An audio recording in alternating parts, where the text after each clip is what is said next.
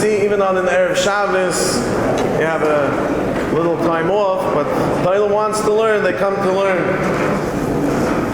I want to mention today's Shiur is sponsored partially for Shalema, for Shendel Rachel Bas Rezel, Tamabluma Bas Rivka, Rikol Chanalea Bas Shendel Rachel.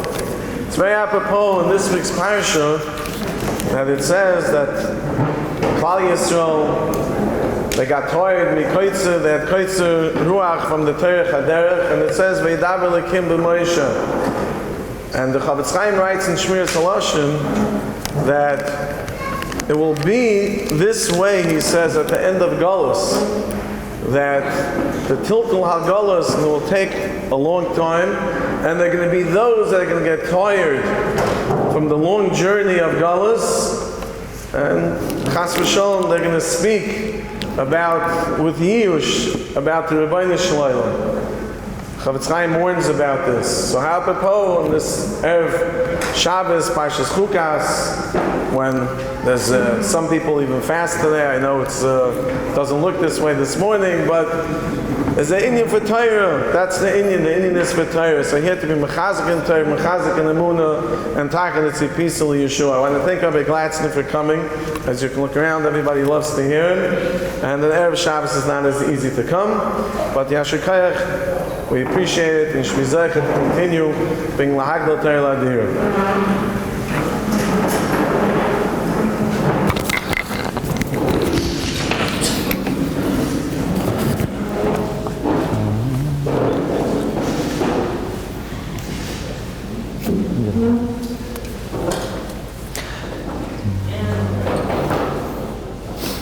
Good morning, everyone. Agan Erev Shabbos. Today we're going to speak about a very important topic. July 4th, of course, is a great day in the United States of America. It's the anniversary of the signing of the Declaration of Independence. If you know, the United States of America started on July 4th, Shabas B'Tammuz. It's the yahrzeit of John Adams, the second president. It's the yahrzeit of the fifth president, Monroe, another Zachary Taylor. A lot of presidents on today. You know, Megalgalim Zuchus Liyoim Zakai, V'choiv Liyoim Chayev.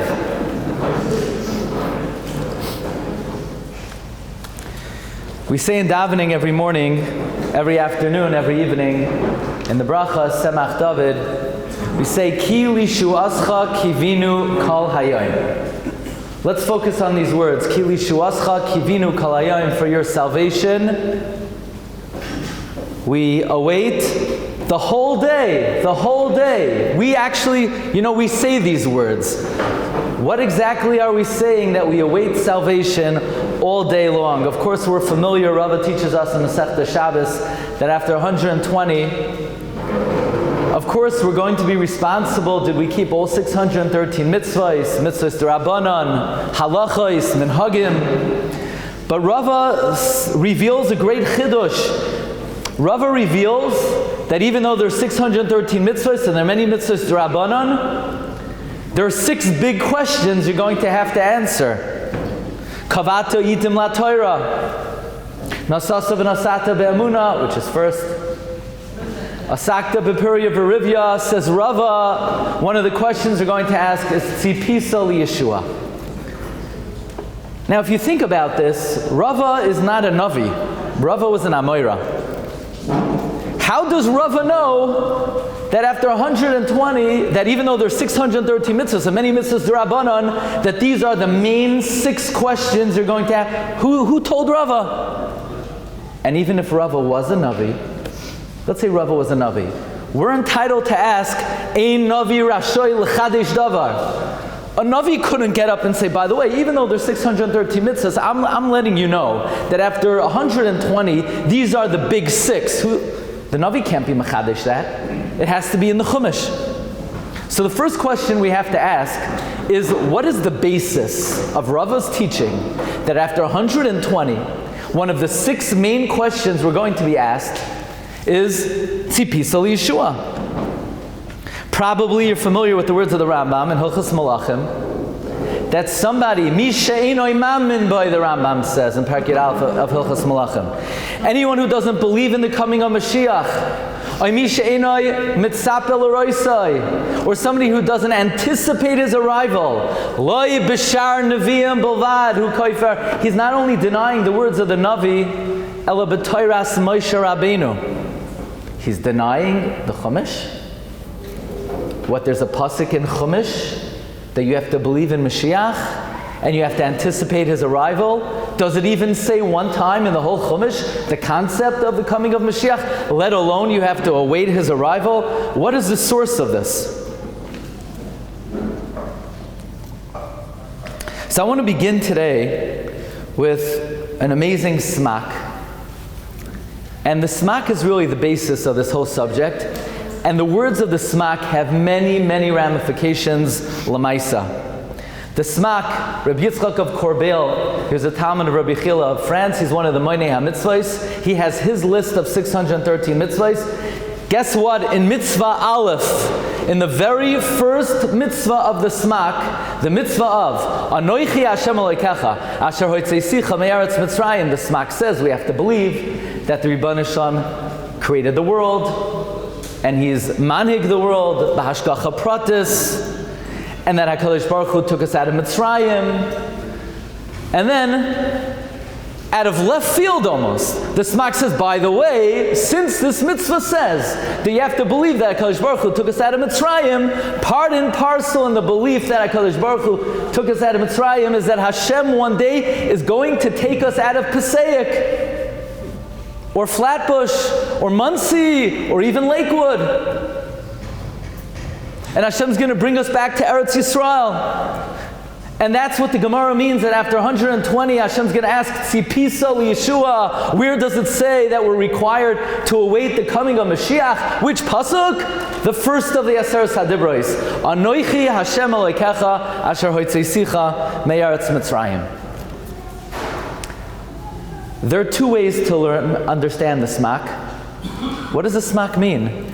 That part of the belief that Hashem took us out of Mitzrayim in the past is the understanding and the anticipation and the awaiting that Hashem will redeem us. The way I would like to understand it is that we know there's a concept, Rabbeinu Bechaya writes about this in no less than at least 6 places. In fact, in one of the Makairos, Rabbeinu Bechaya says, Kol hanaviyim misnavim b'signoi nechad. All the prophets prophecy in the same style. Says Rabbeinu Bechaya that we believe that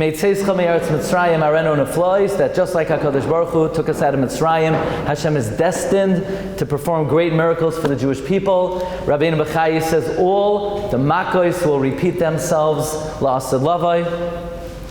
The Rabbeinu Bechaya says we'll even travel through a desert on our way back to Eretz Yisrael, and there will be Membeis Masois.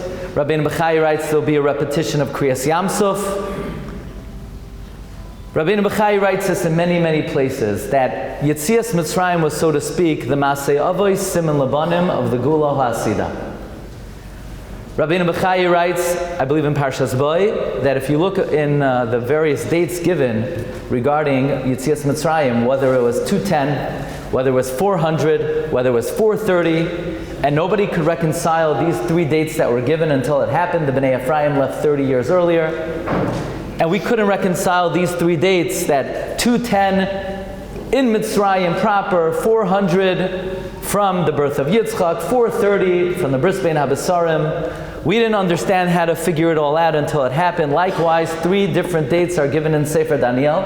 We don't even know what the numbers mean. We can't even say, okay, 1,000. We don't even know what the 3 digits are. We don't even know what the numbers are. Certainly we will not be able to reconcile these 3 dates until the Geula comes.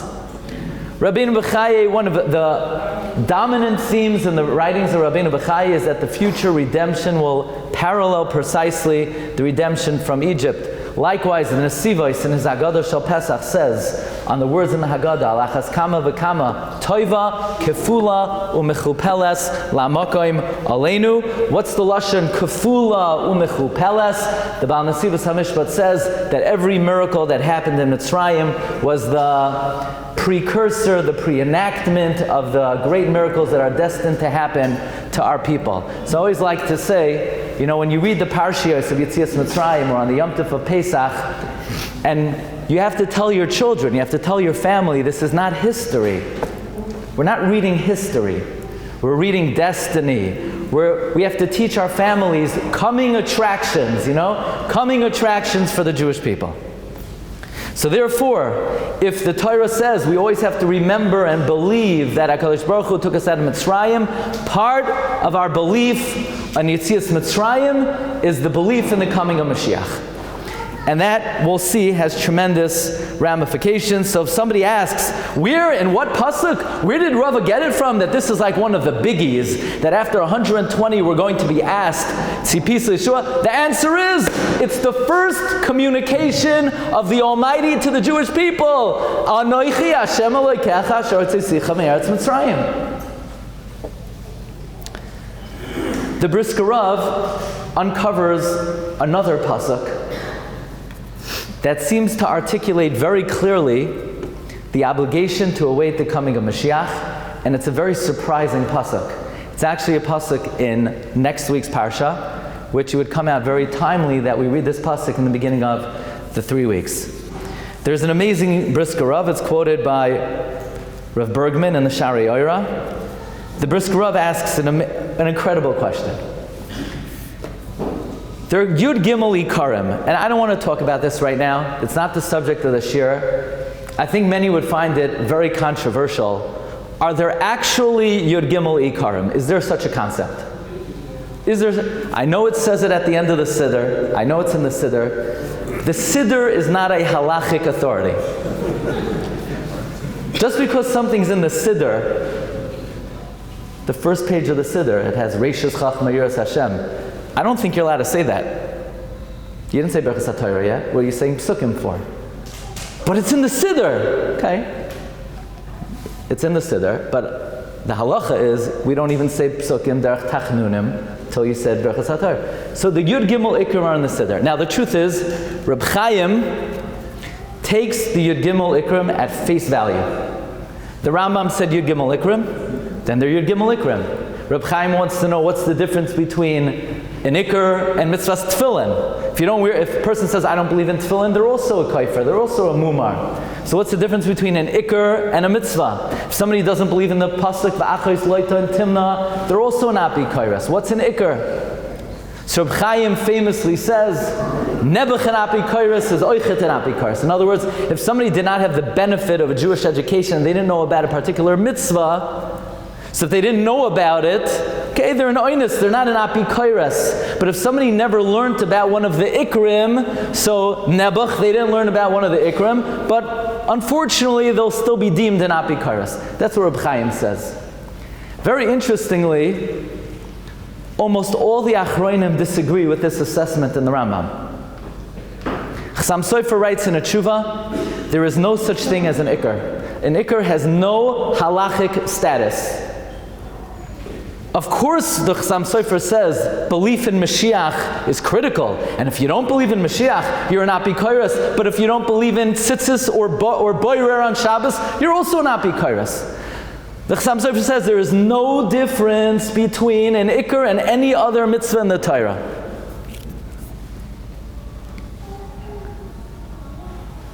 It's very interesting. If you look in the Abarbanel, the Rabbi Abarbanel wrote a trilogy on the coming of Mashiach and the various Ikarim. The Abarbanel rejects the notion that the Rambam meant that there are Yud Gimel Ikrim. He brings kama v'kama rayas that there is no halachic status of Ikrim. He says if there were Ikrim, if there were Yud Gimel Ikrim, the Torah should start with Yud Gimel Ikrim. If there were Ikrim, Talmud Bavli should say there's something called Yud Gimel Ikrim. The Abarbanel brings many, many rayas that the Rambam was writing it for beginners who needed to know certain basic ideas in order to have emunah in the Torah. So the Rambam formulated, not in any authoritative way, 13 important ideas, but in no way are they more important than anything else in the Torah. That is included in Abarbanel. Abarbanel even says the Sefer HaIkrim disagrees with the Rambam. So that's a very interesting topic. What are the Yud Gimel Ikrim? But in the abbreviated Ikr, number 12 of the Bias HaMashiach, which presumably the Brisk Rav is going with Reb Chaim, that the Yud Gimel Ikrim do have a certain authoritative status, the Brisk Rav asks the following question. The Brisk Rav asks, the Rambam, as he says, is a halachist. He's not one of the Balei HaTosfos. The Balei HaTosfos have a Tema and a Yesh Loimar, have Im Toimar, V'Afagav, Umikol Makoim. The Rambam doesn't ask questions and the Rambam doesn't give answers. The Rambam tells us halacha. And all of a sudden, by the 12th Ikr comes the Rambam, an imam in be'emunah shalema be'bias HaMashiach. Aha! Frek the Rambam! Where is he? V'afal pisha yismameya. Entered the Rambam, not sure. Im kol ze achak aloi b'chol yom she'yaveh. The Brisk Rav, why all of a sudden the Rambam became one of the Balei HaTosfos? He's asking questions, he's giving answers. Why didn't the Rambam say, An imamim be'emunah shalema, she'abar yisbarach shemai, einoi guf, ay v'im toimar v'hoksiv einei Hashem, v'yesh loimar dibra Torah koloshim b'nei Adam. Or, An imamim she'abar yisbarach shemai, hu borei hu manik, ay v'yafagav dinira d'yesh tzadik v'raloi. No. The Rambam doesn't ask questions and he doesn't give answers. All of a sudden, when it comes to Ikr number 12 in the Bias HaMashiach, comes the Rambam. And the Rambam has a question, where is he? And he answers, I'm not sure, but we wait for him anyway. Says the Brisk Rav, the Rambam in fact does not ask questions and the Rambam does not give answers. He's not asking anything and he's not answering.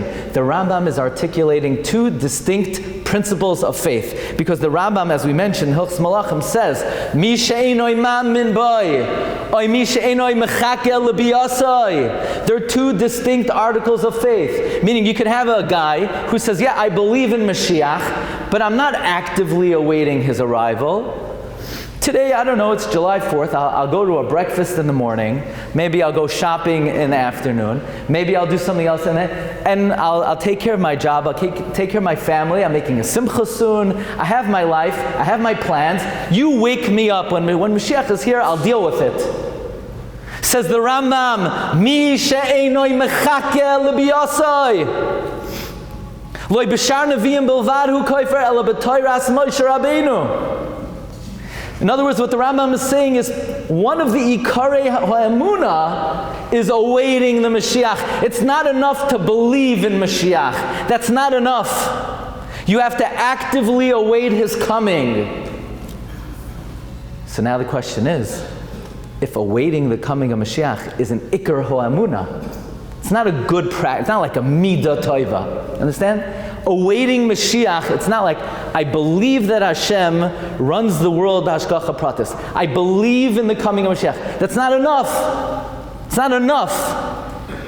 According to the Rambam, not only are you lacking if you're not awaiting Mashiach, if you accept, let's say, like according to Reb Chaim, that the Ikarei ha'emunah have a certain status, there would be a apikarsos, a kfira. In other words, one of the yesoidei hayahadus is actively awaiting. So could somebody please tell me, where does this come from?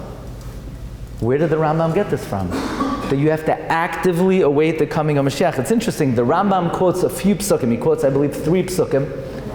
The Rambam quotes the pasuk, V'shav v'kibetzcha, that there'll be a goyel, and he'll gather you from Me'arba Kanfos Ha'aretz. But where does the Rambam get this nekuda? That one of the Ikarei ha'emunah is you have to actively await the coming of Mashiach. So said the Brisk Rav, Divrei Torah, Aniyim b'makom echad, v'ashirim b'makom acher. The Brisk Rav points to a pasuk in Hosea. Now that's not going to help us, because we need a pasuk in the Chumash. But the Brisk Rav points to a pasuk in Hosea. The pasuk says, Perak Yud Gimel pasuk Zayin, Va'ehi lohem k'may shachal, I will be to them like a lion, kinomer b'derech Ashur. Kinomer, like a leopard on the road. Ashur. Where's Ashur? Assyria. Rashi says no. Now, everywhere in Tanakh, the word Ashur is Assyria, but Rashi says whenever it says Ashur, there's always a dot in the shin. There's a dagesh in the shin. Ashur, Assyria, is always spelled with a dagesh. This is the only time in Tanakh the word Ashur is spelled without a dagesh. Says Rashi, therefore it doesn't mean Assyria. What does it mean? Says Rashi, Kemoi Ashurenu v'loi karayv. Ashurenu v'loi karayv. Says Rashi, E'eroiv. It means to lay in ambush. Namer b'derech Ashur, I wait in ambush, like the pasuk Ashurenu v'loi karayv. Look in the Rambam in Hilchos Malachim. The Rambam quotes the following pasuk to show that we have to believe and await the coming of Mashiach. Erenu, I see it, v'loi ata, even though it's not here now. Ashurenu, which we would normally translate, I gaze at it, v'loi karayv, even though it's not close. But according to Rashi in Hosea, Ashurenu doesn't mean I gaze at it. Ashurenu means I wait in ambush for the coming of Mashiach. I'm always on the look. I'm always awaiting. I'm always looking. I'm always being mitzapeh, like a lookout. Says the Brisk Rav, this is the most blatant reference to the obligation, which we're learning is not just a mitzvah, but which is one of the ikarei ha'amuna, erenu v'loi ata, ashurenu v'loi karayv. Okay, so we've identified a number of psukim that speak about the obligation to wait the coming of Mashiach, whether it's Anochi Hashem Elokecha, or whether it's the pasuk in next week's parsha, Erenu v'loi ata, Ashurenu v'loi karayv. I want to share with you a ha'ara. You'll tell me what you think about it after the shir. I think it's pretty interesting. We have many mitzvahs in the Torah. Why is Tzipis Yeshua one of the ikarim? According to Rav, it's one of the 6 big ones. You know, we find an idea throughout the Torah. HaKadosh Baruch Hu keeps the Torah. The Rebbeinu Shalom observes the Torah. For example, the Gemara says Hashem wears tefillin. It doesn't say in the Chumash Hashem wears tefillin. You don't have any psukim that Hashem wears tefillin. Or the Medrash talks about how could Hashem make it rain on Shabas, but it's Zoyreah. So we see there's an idea Hashem keeps the Torah. I don't think it says anywhere in the Chumash mitzvahs that Hashem keeps, other than the halachta b'drachav, the darkei Hashem, whether it's Bikur Chaylim, or Kfuras Mesim, or Malbash Harumim, or Nichum Avelim. But Asiyas HaMitzvahs, okay, we have a Masorah from Chazal. Hashem observes mitzvahs. I'm not aware of any that are mentioned explicitly in the Chumash, except for one. Except for the mitzvah of Tzipis Yeshua. Where? The pasuk says in Parshas Bay, Leil Shimurim Hu Lashem Lahoitzia Me'eretz Mitzrayim Hu Halayla Hazeh Lashem Shimurim L'chol B'nei Yisrael L'Doiraisa. Says the Sfarno, it says the word Shimurim twice in this pasuk. By the way, the Baal HaTurim points out twice in Chumash it says Shimurim, and they're both in this pasuk. The first Shimurim is that Hashem was awaiting, Hashem was anticipating, Hashem was hoping to be able to redeem the Jewish people from Mitzrayim. Kiloi ina milibai. Hashem did not want to afflict us. He was awaiting the opportunity. But then the Sfarno says, and what's the end of the pasuk? Says the Sfarno, Ukemoi shahaya meshamer umitzape legulas Yisrael kol yemei galusam keinu meshamer umitzape legulas Yisrael hoasida. In other words, if we were to ask, what is the Rebbeinu Shalom doing right now? What's he thinking about? Pasuk says, Shimurim l'chol b'nei Yisrael l'doiraisam. The Rebbeinu Shalom is being mitzapeh Yeshua.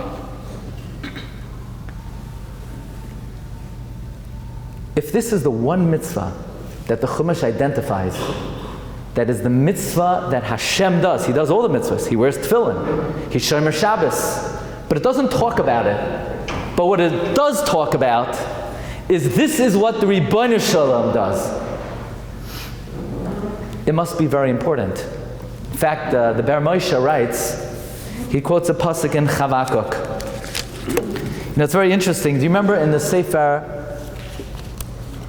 Mailas HaTorah, the brother of the Goyin, Mailas HaTorah has a chidush that when you learn Torah, you're not just being Mekayim one mitzvah, you're Mekayim like 30-something mitzvahs. Why? Because it says 30-something times the mitzvah of Talmud Torah. So what do you mean? But it's one mitzvah. No, he's Mechadesh that each time the Torah says to do something, it's a separate kiyum. You're Mekayim another inyan. You get 32 mitzvahs, he says. So Rav Haminer was a tzaddik. He wrote a sefer on, I think, Eved HaMelech, on Tar Nevi'im and Ksuvim. He also wrote Oylas Tamid. He says that there are many psukim in Nevi'im and Ksuvim that talk about the importance of awaiting Mashiach. One of them is a pasuk in Chavakuk. The Ber Moshe writes that this pasuk in Chavakuk is the only pasuk in the whole Tanakh that has the entire Aleph Beis. Why? Because he says if you could boil down Kol HaTorah Kula to one point, it would be to be mitzapeh l'Yeshua. That's what he writes. So again, we're bringing out the idea that this is not just part of Avodas Hashem or an important part of Avodas Hashem. Rava's telling us it's minha oikarim. I mean, there's 6 questions. 3 of them are Talmud Torah, So if you really boil it down, one of the most important arenas of Avodas Hashem in our life, of what we need to be spending a significant part of our focus on, is being mitzapeh l'Yeshua. So now I want to share with you a chidush.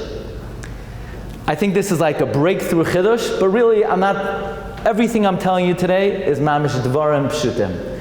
We all know it. You don't need me. It's just a matter of focus. The chidush is like this. The smak, I'm sure we all knew. The first mitzvah in the Torah, Anochi Hashem Elokecha, part of it is awaiting the coming of Mashiach. There's also a Ramban, the most famous Ramban in Chumash. The Ramban at the end of Parshas Boy, the Ramban says that how come there's so many mitzvahs that are zecher l'yitzias Mitzrayim? I mean, you wear tzitzis, there's mezuzah, you walk out the door, you put on tefillin, you make kiddush Friday night, the seder, Leil Pesach, you don't eat chametz, you eat matzah, you sit in the sukkah. Enough already, I'm not going to forget. No, your wife asks you to do something. Yeah, don't worry, I'll remember. No, she says you're going to forget. So what I want you to tie a string around the finger. Okay, I'll tie the string around the finger. Yeah, okay, and I want you to put up a sign on every single door you walk through. Okay, fine, I'll put a sign. You'll probably still forget, right? But okay, I want you to say that you're going to remember every Friday night. I mean, why so many memorials for Yitzias Mitzrayim? So Ramban famously says that the events of Yitzias Mitzrayim demonstrated all the fundamental principles of Yiddishkeit, that Hashem exists, and Hashem runs the world, and Hashem has Yediyah, and Hashem communicates to the Navi. The Ramban says Yitzias Mitzrayim authenticated all the principles of Kol HaTorah Kula. And the Ribono Shel Olam does not want to demonstrate this and prove himself in every generation. So Ribono Shel Olam says, look, we're going to do this once, but never forget it. So you're going to tie strings on your garments, and you're going to take leather straps, and you're going to wrap it around your arm, and every Friday night you're going to declare it over a cup of wine, and you're going to take 7 days off in the springtime, and you're not going to eat any bread. And if you eat chametz, you're finished, you're toast. Not toast, I guess toasted matzah. And 7 days a week, you're going to go out of your house and you're going to sit in a hut, and it could be cold, to remember the events of Yitzias Mitzrayim, so that you never ever forget that I created the world, and I have Yediyah, and I have Yecholes, and I control the world b'hashgacha pratis. That's why there's so many mitzvahs zecher Yitzias Mitzrayim. That's the Ramban. So I humbly assert, let us combine the Ramban and the Smak. Let's just take one simple step. If part and parcel of remembering that Hashem took us out of Mitzrayim is to remember and to believe and to await the coming of Mashiach, shouldn't it obviously mean that every single time we remember Yetzias Mitzrayim, part of remembering Yetzias Mitzrayim is also remembering Hashem is going to redeem us, and it's an opportunity to await the coming of the Geula? I mean, that's what the Smak is saying. The Smak is saying part of Zechiras Yetzias Mitzrayim is Tzipiyah Yeshua, which would mean that when you put on tefillin in the morning, aside from the fact that the Bach says you need to think you're putting on tefillin, Leman tia toiras Hashem beficha ki biyad chazaka hitziach Hashem me'eretz Mitzrayim, shouldn't you also think, and just like Hashem took us out of Mitzrayim, Hashem's going to take us out of America? Isn't that the obvious offshoot of what the Smak is saying? Which means every time you put on tefillin, it's an opportunity to be mitzapel Yeshua. Or every time you put on your talis, it's an opportunity to be mitzapel Yeshua. Are you the kind of guy that walks through a door? Just personal question. You ever walk through a door? You could tell me. I won't tell anyone. You walk through doors? You're a door kind of guy? I think so. You have mezuzahs in your house? Please do me a favor, stop kissing the mezuzah and walk right by the mezuzah and not have the basic thought of the fulfillment of the mitzvah, the oraisa of mezuzah. The Rambam says the mitzvah, the oraisa, the Rambam doesn't talk about kissing the mezuzah. You want to kiss it, kiss it. But at the very least, when you walk through a door, you have to think the mezuzah testifies, according to the Ramban, that Hashem created the world, and He took us out of Mitzrayim, which means that every mezuzah is an opportunity to be mitzapel Yeshua. You probably, just to get to the Shiur this morning, already walked through maybe 24 doorways. How many of those doorways did you take advantage of the opportunity to be mitzapel Yeshua? And I'll tell you the truth, I've said this before, I'm still working to try to, it should begin to enter my mind to take advantage of the opportunity of passing by a mezuzah. The Rambam says it's supposed to be ma'oyer you. It's supposed to awaken you from the slumber of Olam Hazeh, that you should realize the reality of HaKadosh Baruch Hu and Hashem's hashgacha, which part of that is being mitzapel Yeshua. Which means we have just been provided with over probably 100 opportunities a day to be mitzapel Yeshua. Do you think it's hyperbole when we say in davening, Ribono shel olam, ki lishuascha kivinu kol hayom, the whole day? What do you mean the whole day? I don't know, I only davened Shachas Mincha Marav. Put on a talis, put on tefillin, you walk through doorways, you're going to make Kiddush tonight. When you say Zecher Yetzias Mitzrayim, it's an opportunity to be mitzapel Yeshua. Before you make Kiddush, you tell your children, you know, one of the most important things about being a Yid is awaiting the coming of the Geula. We're about to declare that Hashem took us out of Mitzrayim. Do you know what that means? Just like Hashem took us out of Mitzrayim, Hashem's going to take us out of America.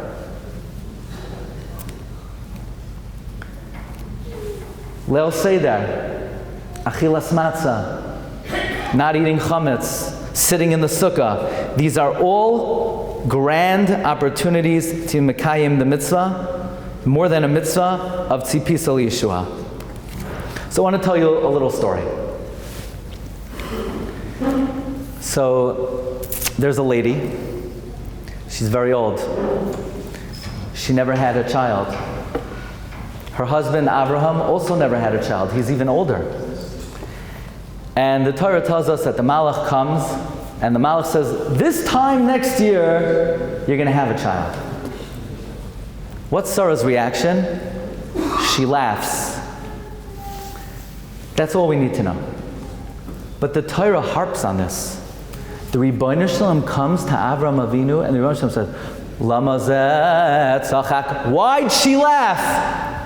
I mean, even that, why is Ribban Shem causing this marital discord over here? I mean, is that maybe for us, what would you call that? Right? What would you call that if you went to a husband and you told the husband, you know, your wife, I don't know if she has a munah. So Avraham Avinu confronts Sarah. Why'd you laugh? She said, I know what you're talking about. Why are you accusing me? I didn't laugh. And then the pasuk says, Ki tzachakt. You laughed. Avram said, no. You're lying. You're lying. By the way, the Netziv learns that Avraham didn't say the words, Ki tzachakt. The Ribbono Shel Olam said the words. God came down and said, Sarah, he asked you why you laughed. You lied. You lied. Ki tzachakt. By the way, the Netziv, when Rashi says that Malamed, that Avraham Avinu was tafel to Sarah ben Nevios, the question is, Nevios? Ribbono Shel Olam never spoke to Sarah one time. The Netziv said, yeah, he did. He said 2 words. You laughed. Whoa, that's a big nevuah. The Chafetz Chaim writes in a letter that he cannot understand why this story is reported in the Chumash. Just say, they didn't have kids, the Malach said they're going to have a kid, and a year later they invited everyone to the, the Brookhaven event room on top of aisle 1. Even in the 5 towns they don't have a zazach.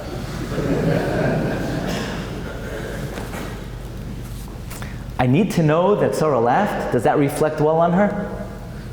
And the Ribbono Shel Olam needs to record it in the Torah, and that the Ribbono Shel Olam needs to get involved and mediate and ask Avram why'd she laugh, and Sarah said, I didn't laugh. I mean, how does this reflect on Sarah? That Hashem tells Avraham, you ask her why she laughed, and she denied it? And either Avram or Hashem said, no, I don't accept that. You're not telling the truth. What's the story doing in the Chumash?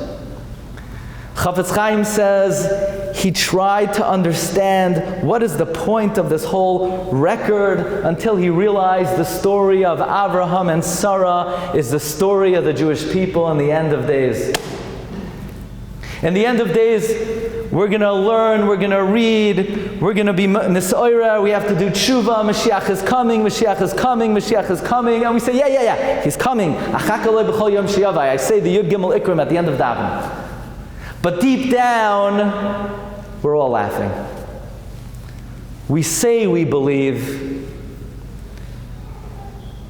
but we're really laughing. And when Mashiach comes, and we say, oh yeah, we're waiting for you.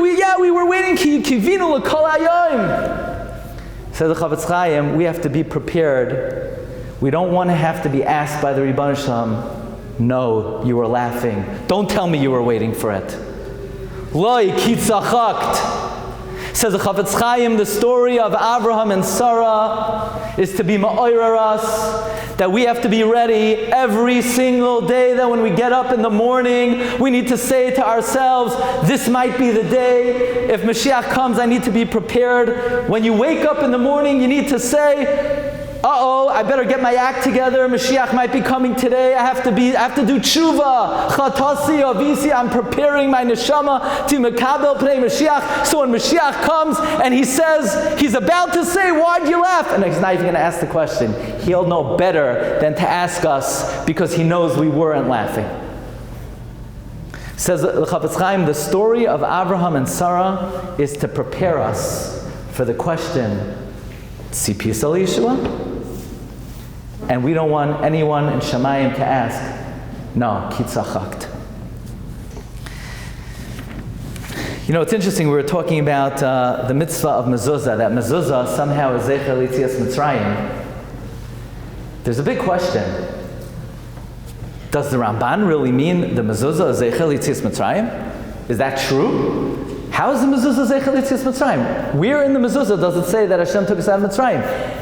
In Shema, in the 3rd parsha, it talks about Yetzias Mitzrayim. But the Mezuzah only has the first 2 parshiyos. So how is Mezuzah Zeichel Yetzias Mitzrayim? And according to what we're saying, it comes out a big nafkamina, because if Mezuzah is not Zeichel Yetzias Mitzrayim, we lose the opportunity to be Mitzapel Yeshua.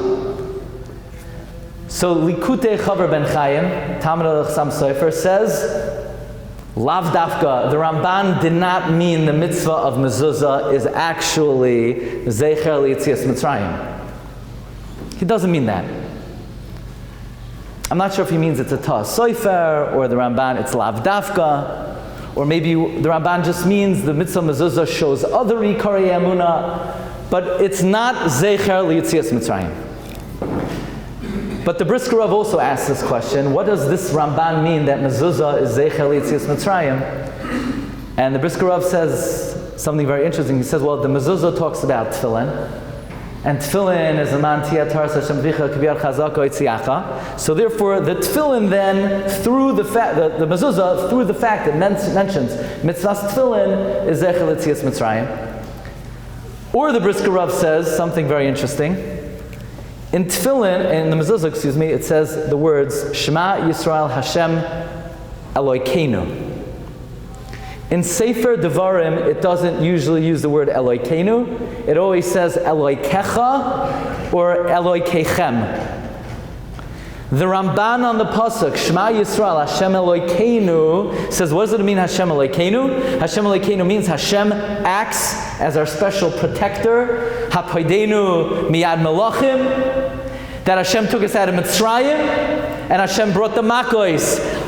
In the word Elokeinu, the Ramban says in Parshas Vaschanan, is Merumaz Yitzias Mitzrayim. Therefore, the Brisk Rav says, in fact, the Mezuzah is Zecher Yitzias Mitzrayim, and in that case, it would provide us many opportunities to be mitzapah Yeshua.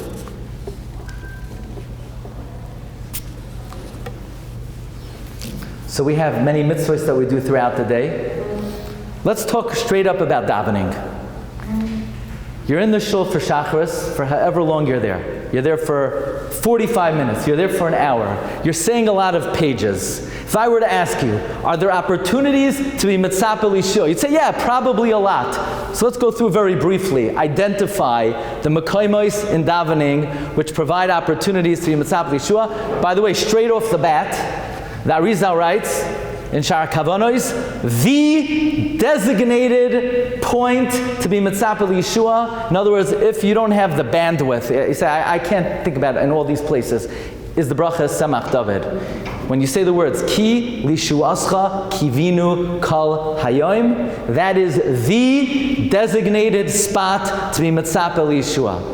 So, if you're the kind of guy that maybe, did you ever forget Yalav V'Yava in your life? Right? There's a reason why there's a siman in Shulchan Aruch about forgetting Yalav V'Yava. Because not anyone here, but there are people in other neighborhoods that have forgotten Yalav V'Yava. So I remember when I was a bacher, I used to walk to Harav Avigdor Miller's Zechariah Bracha on Rosh Chodesh. He would take this big blob of keys and put it in his siddur by Ritzei, so as not to forget Yalav V'Yava. You know the keys, like. So I try to do that. I put like this big zach in the siddur, and it happens. I come to it, I'm like, well, what's this thing doing in Ritzei?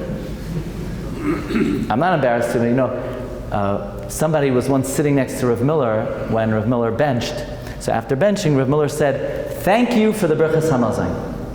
So the guy says, you said the Berachas Hamazayin, not me. So Rav Miller said, no, but I benched better because you were watching me. Now everyone would bench better if somebody was watching them, but not everyone would be honest enough to admit it. So don't rely on your own memory. Sometimes you need to put a big thing of keys. So maybe you should also put a big thing of keys by the bracha of Es Tzemach David. This is the key spot in davening to Mekayim, the inyan of the Ari even writes, La'achar Meya ve'esrim. It's this part of davening that we have to use to be able to answer in the affirmative, yes, I was mitzapah Yeshua. Let me go through very quickly a couple of other mekaymais. If you don't have time to say karbanais, there's a bare bones minimum. Parshas HaTamid. Shulchan Aruch Harav says Parshas HaTamid is kamad a chiyuv. We're mekabelet kamad as a chiyuv. I saw in the Kovitz Tshuvas of Rabbi Yashiv, Noshim are chayiv to say Parshas HaTamid. I think the Bir Halacha also implies women are chayiv in karbanos. I once said this publicly. Reb Shmuel Felder's grandson heard it. He told his grandfather. Reb Shmuel Felder, who's the Talmud of Rabbi Yoshev, said, no, Rabbi Yoshev doesn't hold that way. He said it's in the Tshuvas. He said, I don't know, maybe it shouldn't be, it was a mistake, I don't know. So you could ask your local Orthodox Rosh Kollel, wherever you want to ask. I think the Bir Halacha is mashma women, but for sure, most people in this room, have to say Parashat HaTamid for sure. Men have to say Parashat HaTamid. It's a chiyuv. At the beginning of Parashat HaTamid, you need to say, part of the tefillah is Yiratzim Ofanecha Hashem Elokeinu Sheyibana Beis Hamikdash Meher V'Yameinu. Anytime you say those words, wake up, alert. This is an opportunity to mekayim tzipis Yeshua. When you say Rabbi Shmuel Omer, again, Yiratzim Ofanecha Sheyibana Beis Hamikdash B'Meher V'Yameinu. Kaddish, every single Kaddish. Bagala uvizman kariv. You're asking that Hashem's name should be magnified and glorified. The Gemara says Bagala uvizman kariv. Why is this not repetitive? The Gemara says Bagala is the process of the coming of Mashiach should be quickly, and then once the process begins, uvizman kariv, it should happen quickly.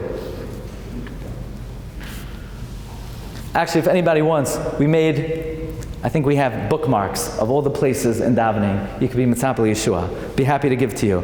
Psuke de Zimra, the 5 Hallelujahs. I'm not going to get into right now, but the 5 Hallelujahs correspond to the 5 main eras, epics in history of the Gula Hasidah. This is the way Reb Schwab explains it.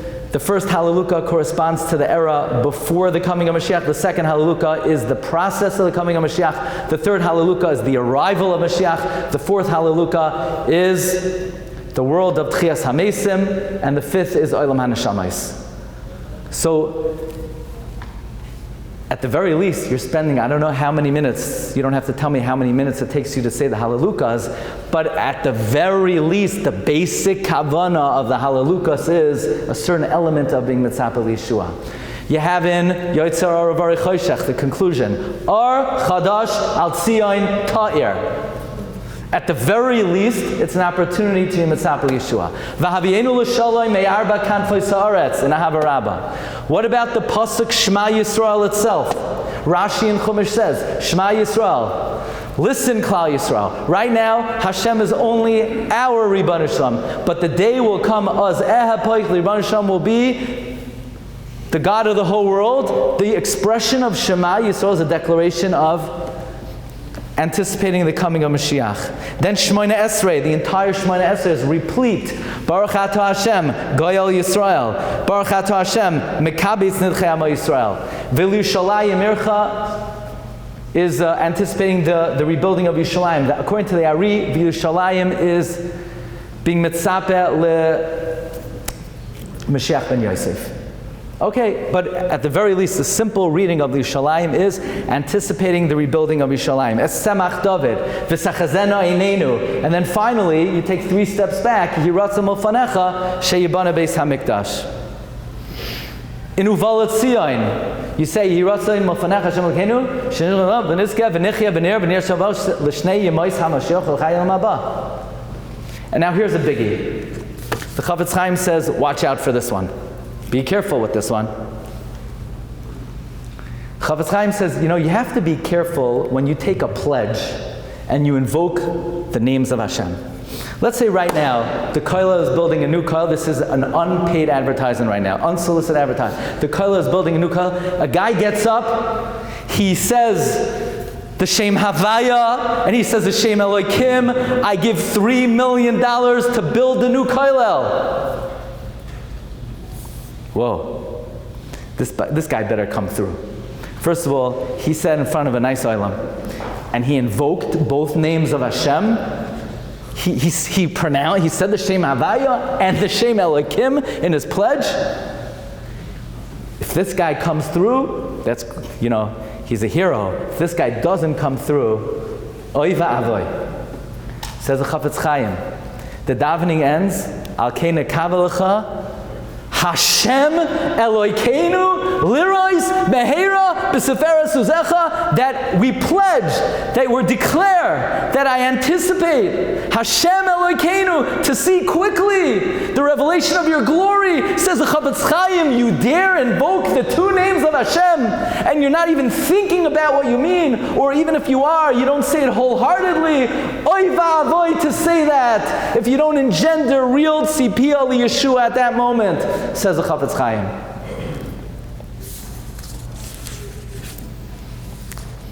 I will tell you, I really hoped to come here this morning. I want to thank my friend Dr. Chaim Moeller, helped me with this upcoming sefer on Tzipisa li Yeshua. The Chafetz Chaim wrote a kuntras, Tzipisa li Yeshua. It was 8 pages. It's going to be available next week. I was hoping it would be available today.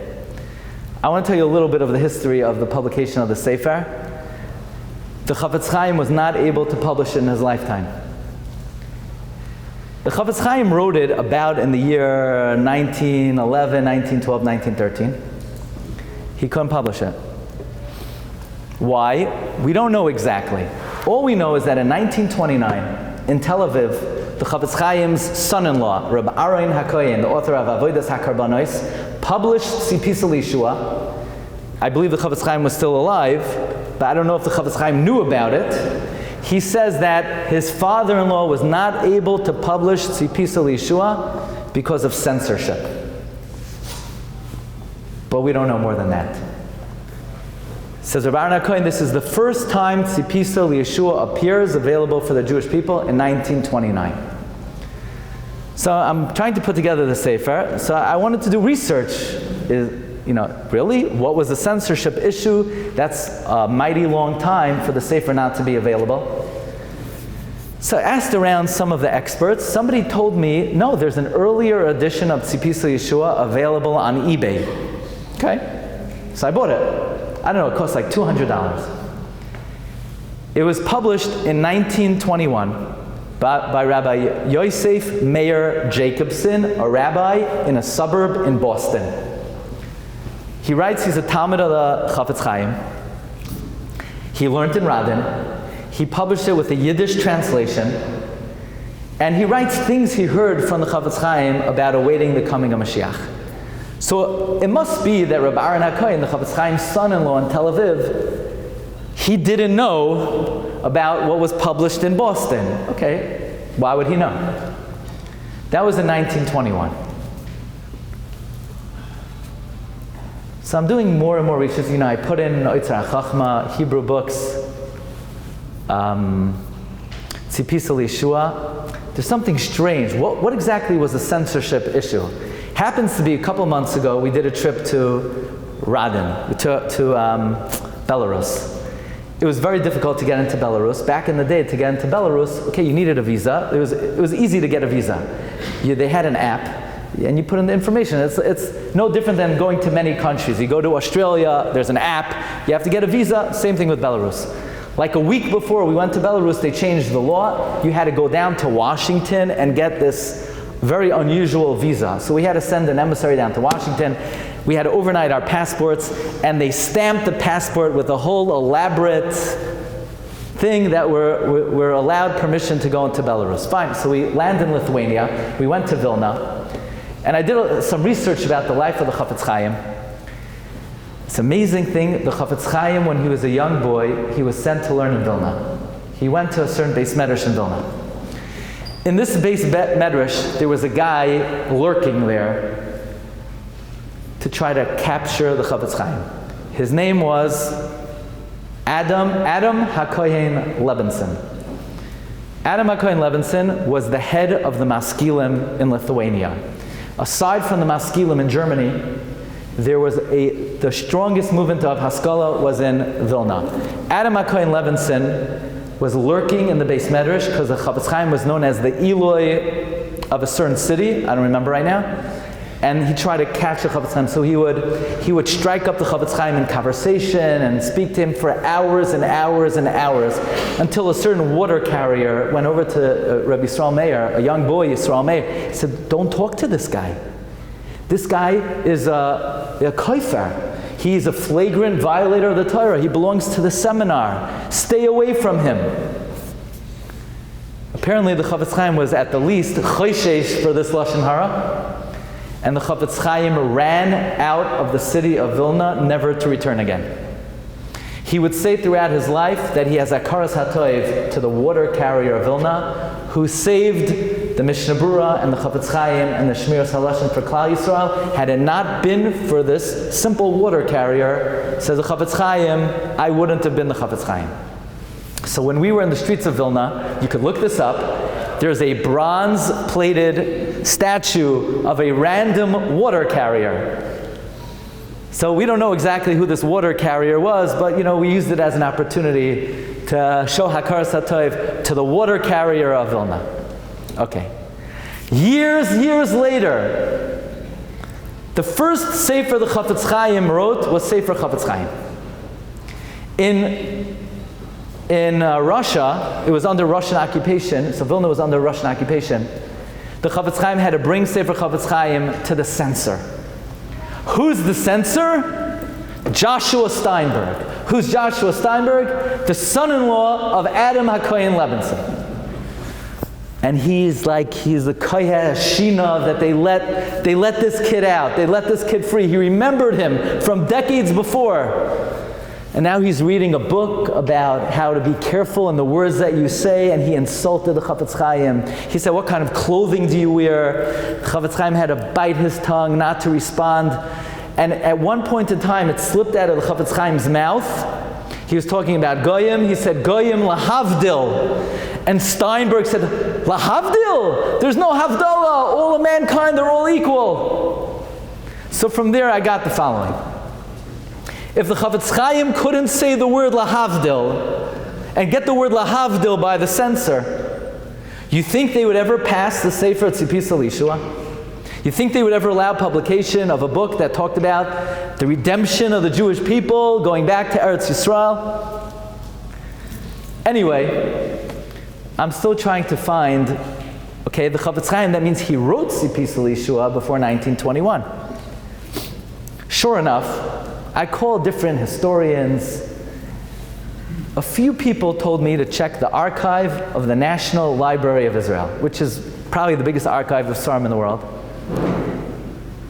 And sure enough, you look up Tzipis al Yeshua, there are 8 pages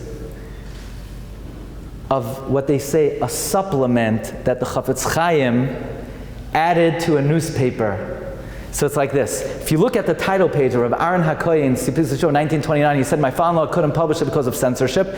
He had to put it in a magazine called Hapeles.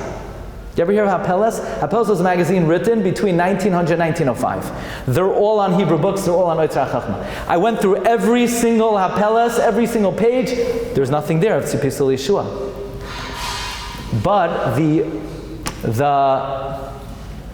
publisher of Hapeles was somebody by the name of Rabbi Yehuda HaNasi, who in 1911 published a new newspaper for 5 years called Hamodia, not related to the current Hamodia. He was a Chashuv Rav. I think Rabbi Teitz was somehow related to this Eliyahu Akiva Rabinowitz. And he wrote in the Hamodia of the 1911 edition, the Chafetz Chaim put in a magazine. You can imagine, you get the Yated, and inside there's an insert magazine. Can you imagine? That's what the Chafetz Chaim had to do to publish Tzipis al Yeshua in the year 1911. But there are some inconsistencies in which edition exactly it appeared, but apparently the Chafetz Chaim published it as an insert in the Hamodia in the early 20th century. It was not published as a sefer until 1921, 1929. So when we went to the kever of the Chafetz Chaim, on the kever is a list of all the svarim the Chafetz Chaim wrote. The order was, I think, Chafetz Chaim, Mishnah Berurah, Shmiras Halashon, Avas Chesed, Machne Yisrael, Nidche Yisrael, Kutei Halachos, list all the Sfarim, and Tzipis al Yeshua wasn't there. Probably because it wasn't a sefer, it was more like a kuntris, but there is one little empty space on the bottom of the kever, so hopefully, it's a sign that we have to be mashlam. if I could just take one more moment. Because aside from all the mitzvahs that we do that are opportunities to be mitzvah Yeshua, aside from all the junctures in tefillah that are opportunities to be mitzvah Yeshua, on Shabbos Kodesh, I think I was once here in the beginning of the Shabas of the 3 weeks, and I remember from years ago the Rav wanted me to mention that the Shabas of the 3 weeks are considered the most important Shabas of the year. And one of the avodos of Shabbos is to be mitzvah Yeshua. If you just look through any of the Zmiros, you name the Zemer, there's a stanza there that provides opportunity to mitzvah Yeshua. In Menucha v'Simcha, Yizku l'Rav Tov ha'Masangin ba. In Kol Mekadesh, Oyavei Hashem ha'Machakim b'Vinyan Ariel. In Ma'Yedidus, Me'ein Olam Haba Yom Shabbos Menucha, Kol Ha'Masangin ba Yisrael. Every single Zemer, all the brachos of the Haftarah on Shabbos. In the Musaf of Shabbos, Yiras Mofanecha Sh'tal v'Simcha li'Artzenu. In the Mincha of Shabbos. But we'll end with this. The Gemara says in Masechta Tainis, the first Beis Hamikdash and the second Beis Hamikdash were destroyed Matzoi Shabbos. Says Maral, this wasn't coincidence. This must be fundamental. It must be that the Beis Hamikdash could only be destroyed on a Matzah Shabbos. Why? Maral says Shabbos and Mikdash are synonymous. Therefore, there's an idea of Ashan. They're parallel concepts where there are places and times that are synonymous. What Shabbos is in time, the Mikdash is in place. Shabbos is like the Beis HaMikdash of the week. The Beis HaMikdash is like the Shabbos of time. The only time conducive for Churban is moving away from Shabbos. And therefore, says Rav Moshe Shapiro, he writes the following expression that I never saw him write anywhere else. He says, halacha ulamaisa. You know, his farm are Sifrei Machshava. If you look at L'chadoidi, Kabbalah Shabbos, which talks about awaiting Shabbos, but actually that's a secondary theme. The main theme of Kabbalah Shabbos is awaiting the coming of Mashiach, is awaiting the building of the Beis HaMikdash, is awaiting the restoration of Nevuah, Uri Shir Daberi, is awaiting the expansion of Yerushalayim. Says Rav Moshe Shapiro, the designated Zman in the week. I guess if you can't focus on a Semach David so many times every day, the designated spot the whole week is Kabbalah Shabbos during L'chadoidi L'kras Kala, because since we're heading toward Shabbos means heading toward Binyan Beis HaMikdash, and that is also a designated juncture to Mekayim, the great arena of Avodas Hashem, of Tzipisa Yeshua. So Be'ezus Hashem, when that great day comes, it should be very soon. They won't even ask us, Lama zet tzachaka. They're going to know we were prepared and we took it very seriously because we're makayim what we pledge every day. Ki lishuascha kivinu kol hayom. Be'ez Hashem, we should be zoichet. The Chida writes, in the merit of being mitzapeh Yeshua, it expedites its arrival. Ki lishuascha kivinu kol hayom. Agon Shabbos. Thank you very much.